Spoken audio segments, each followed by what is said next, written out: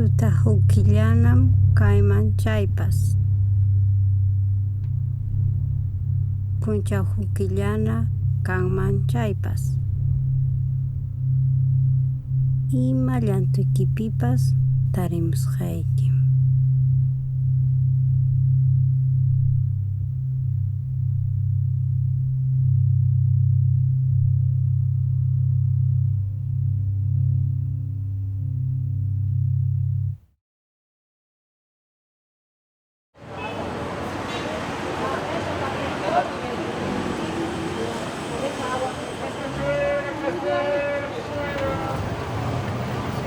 He nacido en La Paz, no puedo cambiar La Paz por otra ciudad. No vivimos para mañana, para el futuro. Entonces es otra forma de ver, otra forma de comprender esta concepción de la vida también aquí, en esta parte específica de los Andes bolivianos.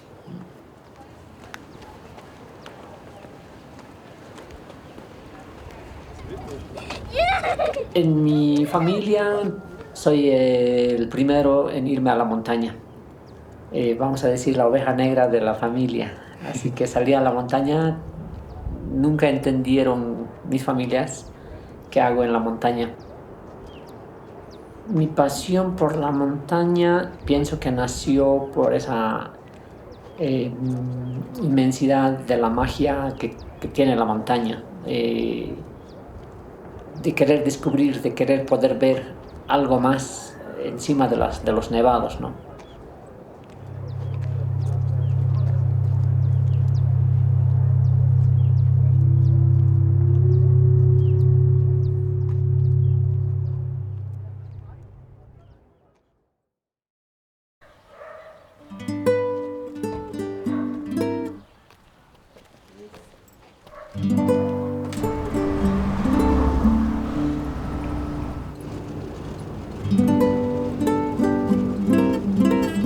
Wir sind auf dem Weg in die Anden.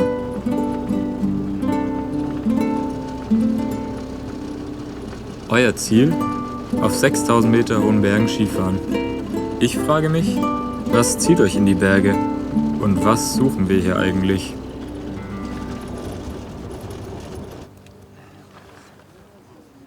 Lo que me molestó alguna vez es que siempre en Bolivia o en Perú o en América del Sur en general las montañas están abiertas por el suizo, por el alemán, por el austriaco, por todos, ¿no? Pico Austria, pico ruta francesa y todo es francés, alemán, americano, todo. ¿Qué tal, Manologio? ¿Cómo va? Buenas tardes. Buenas tardes. ¿Qué tal? Buenas tardes. Pero en sus tiempos los antiguos habitantes de la América del Sur ya han subido a las montañas también. No con los mismos fines de hacer deporte, pero han subido con los fines de la religión. Yes. All right. Llegamos. Muy bien. Station, Jungs. Stark. Bravo. Super. Felicitaciones. Super. Dann gehen wir mal auf die große Reihe. Optimistisch. Das jetzt gleich an. Ja, das ist jetzt bei einem Keni.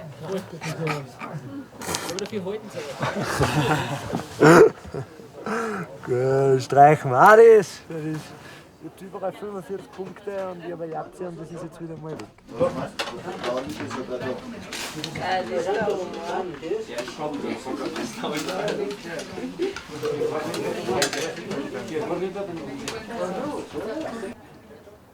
Also irgendwie, ich könnte auch nicht irgendwo im Ausland leben, auch wenn es mega schön wäre, zum Beispiel Tromsø wäre ein Traum vom Skifahren her, aber irgendwie muss man halt trotzdem wieder nach Hause irgendwann. Es fühlt sich halt einfach anders an. Und die ganze Geschichte, die man hat und alles. Ja, stimmt schon. Bei uns in die Alpen ist es ja überall relativ gleich, oder? Es bleibt jetzt fast gleich, ob du jetzt in Tirol oder irgendwo in der Schweiz. Ja, also die Schweizer Berge sind viel schöner als die Tiroler Berge. Naja. Jetzt sagt es nicht so. Ja, ich habe zumindest höhere Berge, also das ist Und schönere. Schönere würde ich jetzt nicht sagen. Höhere. Da bin ich schon neidig, ja?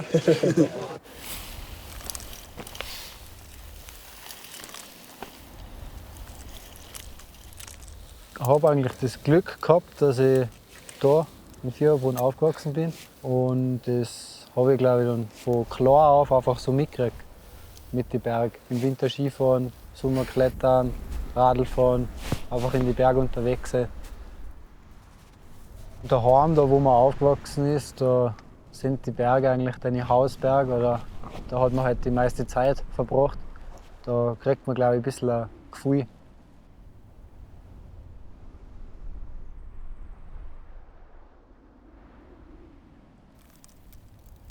Man lernt immer dazu. Wenn ich hoffentlich dann irgendwann einmal 60 Jahre die gleiche Skitour oder den gleichen Berg mache, es kann immer was anderes sein und man kann nie auslernen. Und das macht es eigentlich interessant, das Ganze.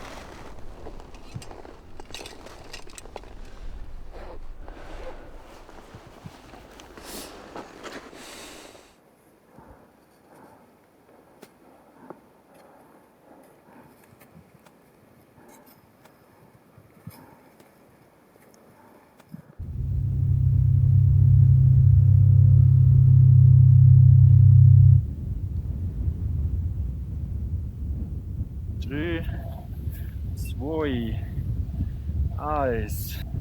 Drop.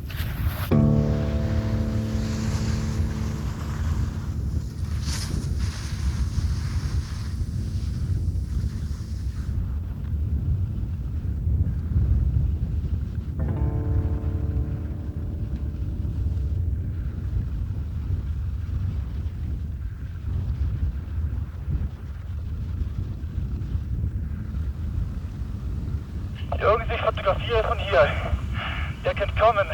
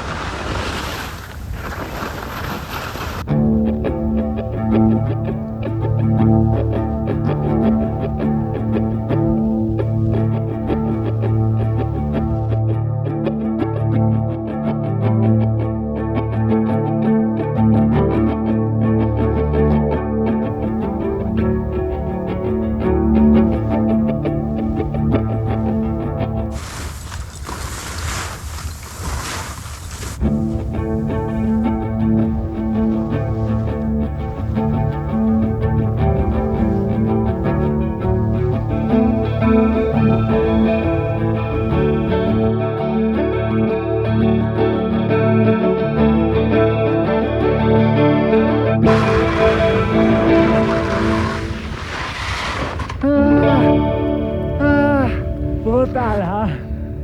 Jawohl! Yeah, good skiing! Good skiing! Thank you for everything. This was very, very cool.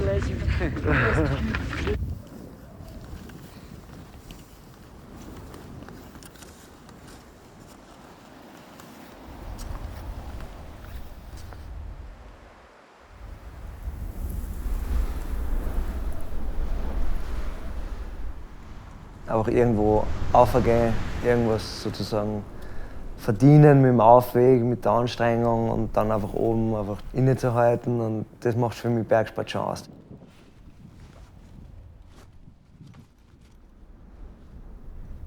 Wenn da die Sonne aufgeht und die ersten Sonnenstrahlen die Nordkette so berühren, das ist halt schon, gibt es nicht viel schönere Sachen.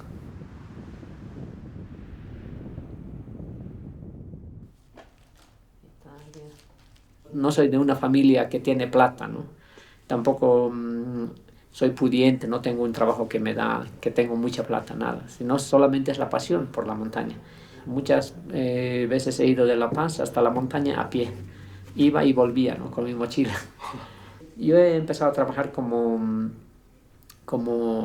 ayudante de cocina y después más tarde trabajé como cocinero también, pero en este medio yo me gané el dinero para poder comprar mi primera carpa, la primera bolsa de dormir, los primeros crampones viejos. Entonces así sucesivamente, un piolet, un crampón, una bolsa, y me iba a la montaña. Ich bin jetzt schon seit ein bisschen mehr wie 6 Jahren bin ich jetzt schon in Innsbruck. Also direkt nach der Schule Bundesheer gemacht und dann eigentlich habe ich im Bundesheer schon meine Wohnung da gehabt und ein halbes Jahr später habe ich dann angefangen zum Studieren.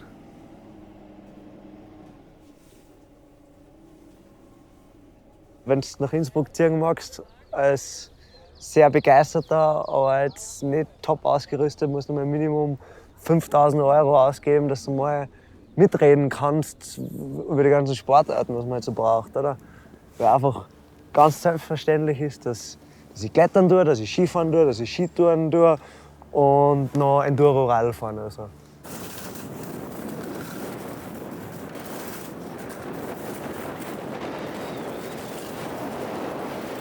Wenn du so weit kommst, dass du die Zeit hast und die Ressourcen hast und was Skifahren auch betrifft, die finanziellen Ressourcen hast, dann ist es schon mal ein mega Ding und da ist man schon mal von Haus aus privilegiert, das zu machen. Das muss man auch irgendwie erkennen, oder? Legen wir es mal drüber und dann finden wir den Eingang. Ja. Bitte? Ja. Oma.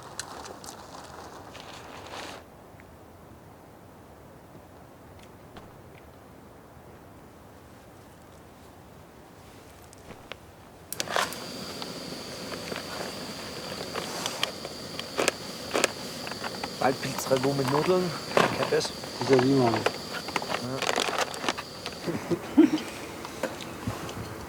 Und? Ja, ist gut, ja. Ich schon gegessen letztes Jahr. Ja.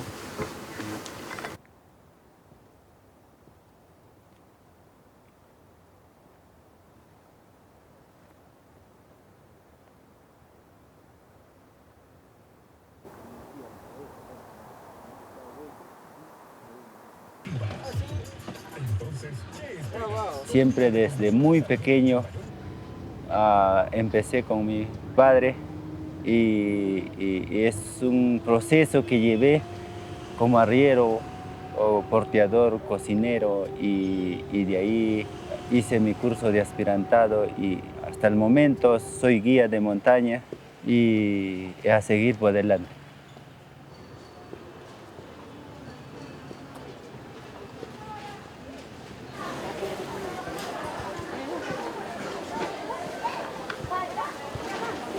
¿Cuánto?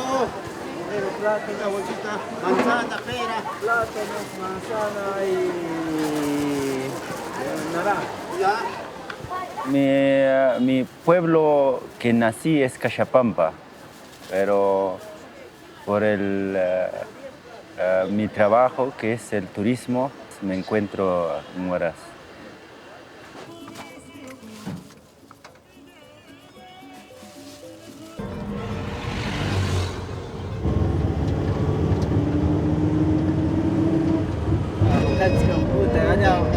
Queremos Das ist von meinem Bruder und dann das von meinem Vater. Ja, papi? Okay. Okay, auch noch ein Steak noch. Ja. Ya, así es. Mein Papa, Mati. Hola. Martín. Pedro, Martín, Martín, ¿no? ja. Qué gusto. Bitte. Sehr schön. Ich habe viele Fotos von Österreich. Moment, ich komme. Mein Geburtstag. Dein Geburtstag? Ja, 21. 21? Ja. Mit 21 Jahren warst du in Österreich? Ja. Ja. Lustig, die kenne ich auch. Das ist meine Nachbarin. Ja? Ja.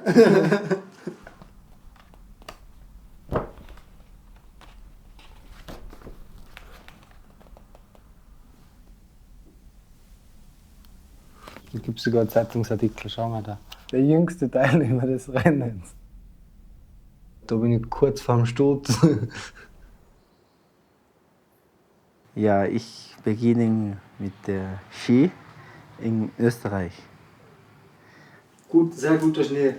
Ja, das ist mein Lehrer. Da ist sogar die Karten drin, was es bei meiner Taufe zum Essen gegeben hat. Frittatensuppen, gemischter Salat, Cordon Bleu, Schweinefilet. Ja, super. Das ist unser Regionalessen, Picante de Cuy. Das ist Meerschweinchen und das ist Kartoffel. Ja. Guten Appetit. Mahlzeit.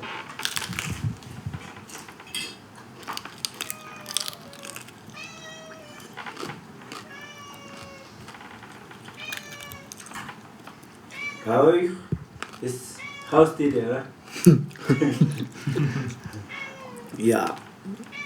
Ich kann bis jetzt nichts sagen. Also, gut. Ja, es schmeckt gut, ja. Ja, schön knusprig.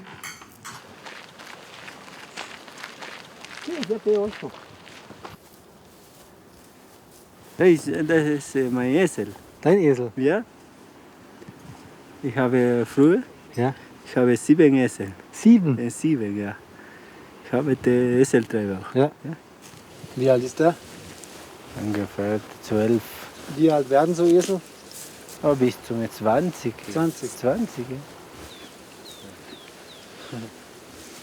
Ohne, wie sagt man, ohne. Auf Spanisch?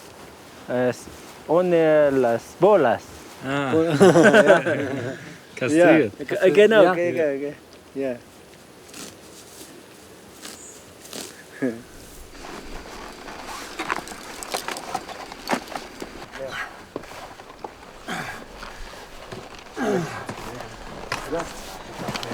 Gibt's ja nie.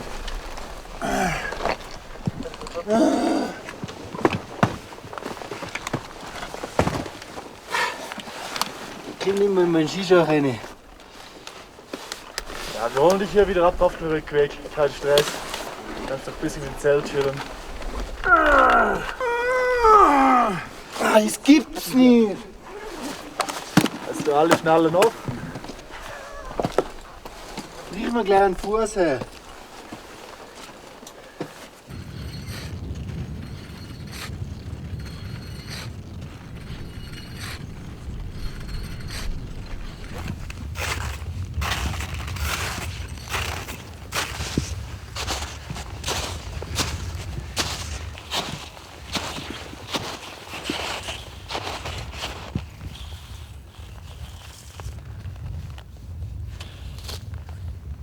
Ich glaube, so kommt man schon rüber. Ja, ich glaube auch in die Spalte rein. Ja. Ich lege jetzt mal die Steigeisen an.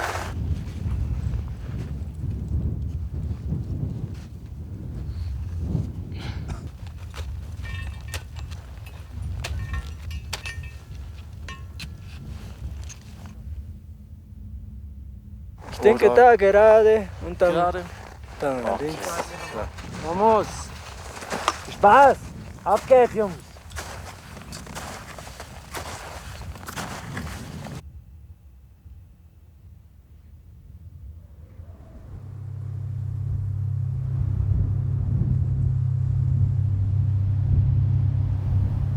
Hoffentlich die letzte Krux vor dem Gipfel. Hier links geht es ein bisschen runter und da hinten geht es hoch. Auf den Natur jetzt gerade eine Eisschraube. Die letzten 10 Meter auf den Gipfel.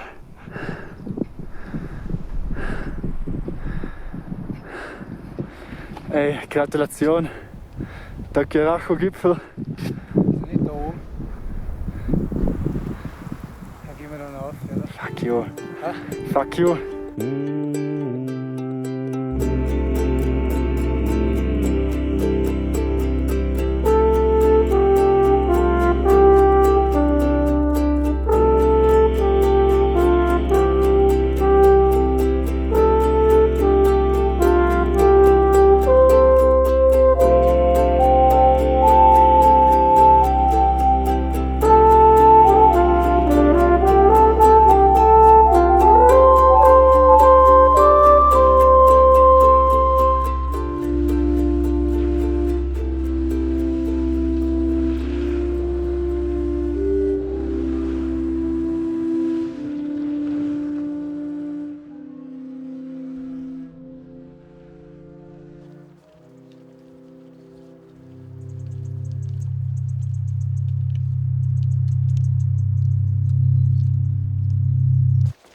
La mitología para el cóndor iri se dice que cuando llegaba la colonización, el colonialismo, todas las montañas de la Cordillera Real son cóndores.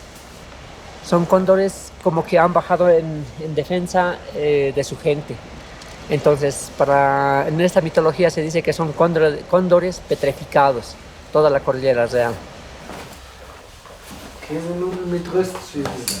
Ja, sowas machen wir sicher nicht besser. Unternehmen ein bisschen aufpassen, was du isst heute Abend. Du kannst uns mal sagen, nicht oder Reis.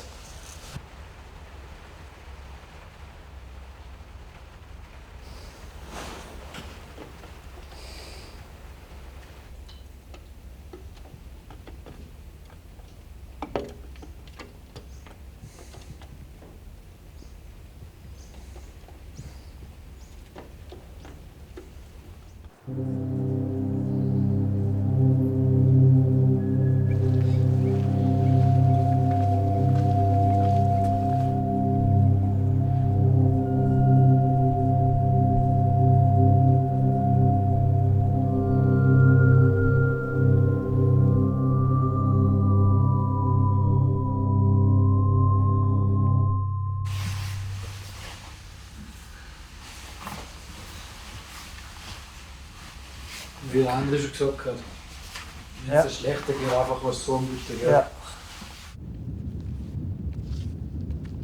Para nosotros, los nativos, los aymaras, quechuas, guaraníes y demás culturas en la América del Sur, seguimos venerando a nuestras deidades, vamos a decir, a las montañas, a los lagos, a los ríos. Le dije a mi abuelo que me gustaría ir a las montañas. Él me dijo, no puedes ir a las montañas son sagradas.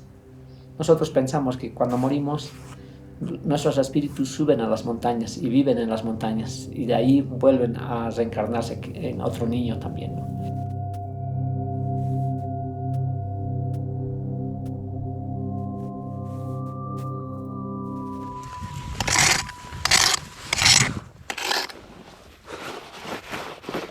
This, has no point. Because the ice is so slick, you can't push through with the skis and you will just fall down. Like you can't get edge hold. So no, we're gonna turn around and come back to you and see you later. Al lado de una montaña, al lado de la naturaleza mismo, definitivamente somos casi insignificantes, ¿no? Somos como un piojito nada más.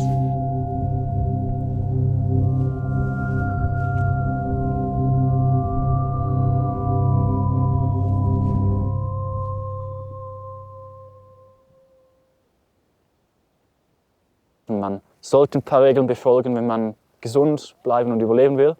Aber es sagt ja niemand, du musst jetzt das so machen. Du kannst, was du willst machen, kannst gehen, wohin du willst.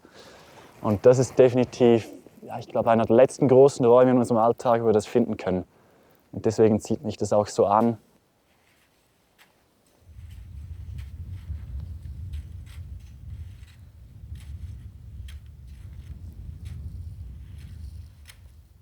Es kann von einem Moment auf den anderen kann es ändern und du bist wirklich in Lebensgefahr. Und das hilft definitiv auch, um die persönliche Beziehung zu den Bergen etwas zu normalisieren, dass man einfach weiß, sie sind mega schön, sie können dir mega viel Glück geben, aber gleichzeitig können sie dich wirklich umbringen, sofort. Oft werden die Berge dann etwas zu fest als Freunde angesehen, wirklich so als was Gutmütiges und nicht einfach als das, was sie sind, als etwas, sie sind halt einfach und haben ihre eigenen Regeln. Und sind nicht gut und nicht böse und machen einfach, was Berge halt machen.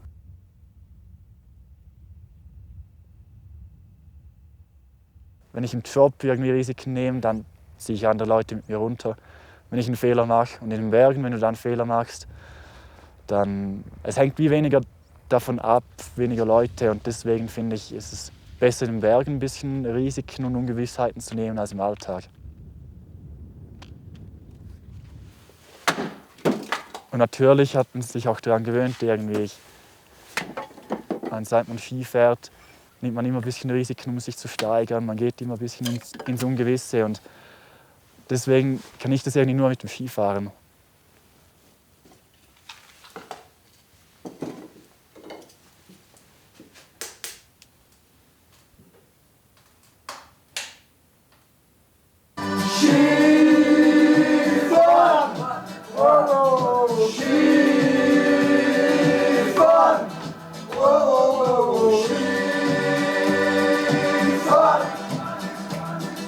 Skifahren ist das Geilste, was man sich noch vorstellen kann.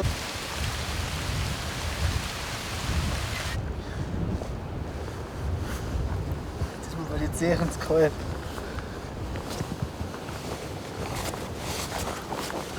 Aua.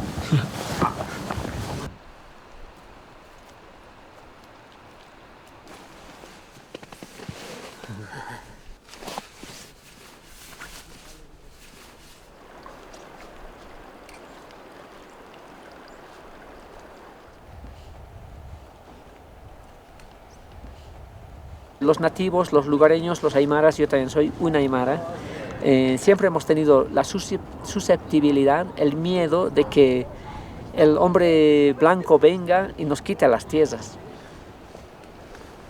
Bueno, poco a poco, cada vez más, en cada comunidad, la gente o los jóvenes se dan cuenta que hay un mercado que se llama turismo y el turismo va, sube a la cumbre, toma unas fotos, videos y vuelve y ahí acabó.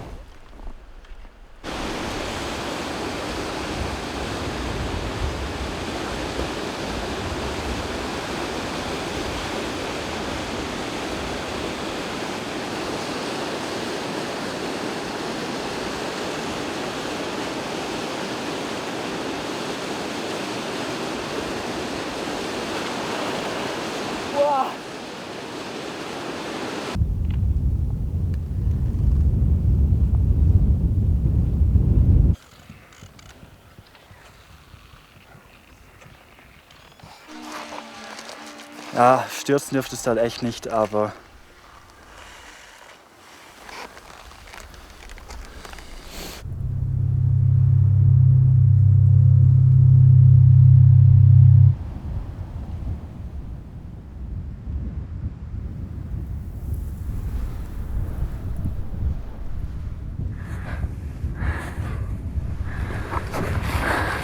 Na gut.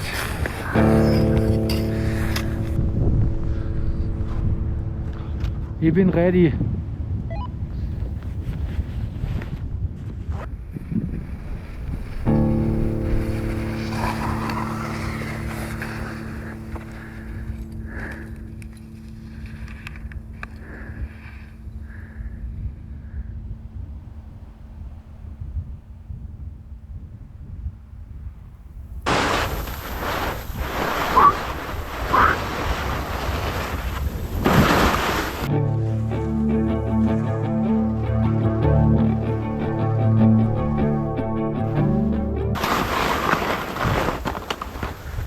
Steil, hä? Ja, bist du deppert, hä?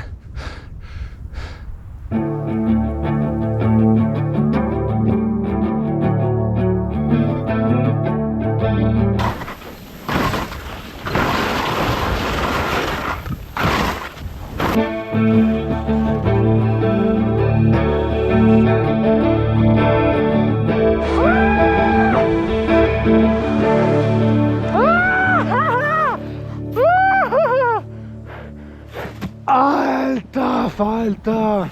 Ich glaube, ich bin noch nie so was Steiles gefahren. Aufpassen, nehmt sich ein paar Pausen, weil ich hab's gescheit anstrengend gefunden.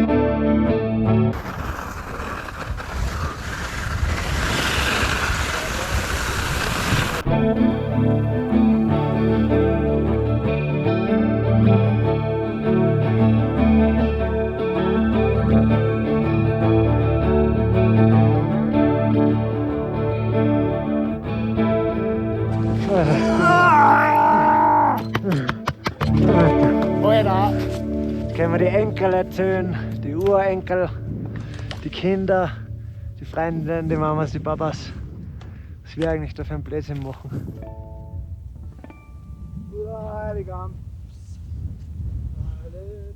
Sergio, do you think somebody skied down like this? Those 3 lines? And other people's? Other people, No, no, I think no. You think it's the first? First lesson. Wow. All 3? Yeah.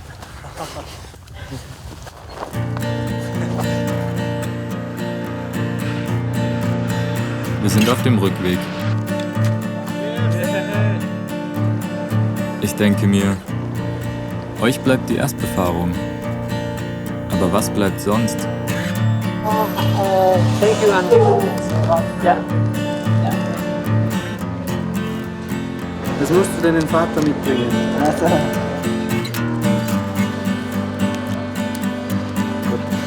Kommst du ran, oder?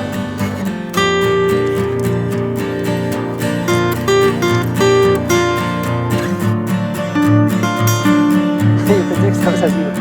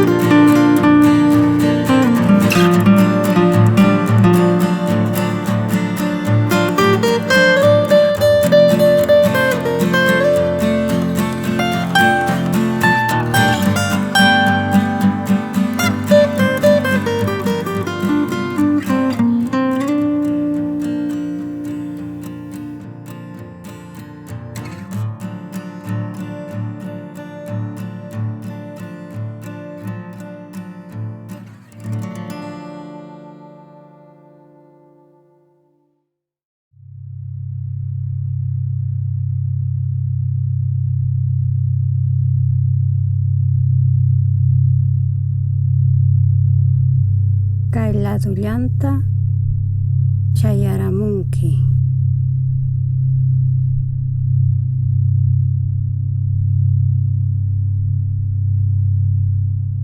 Karu karu mankan mana rita munankichu. Imata munaspayki qhipaita hamuranki.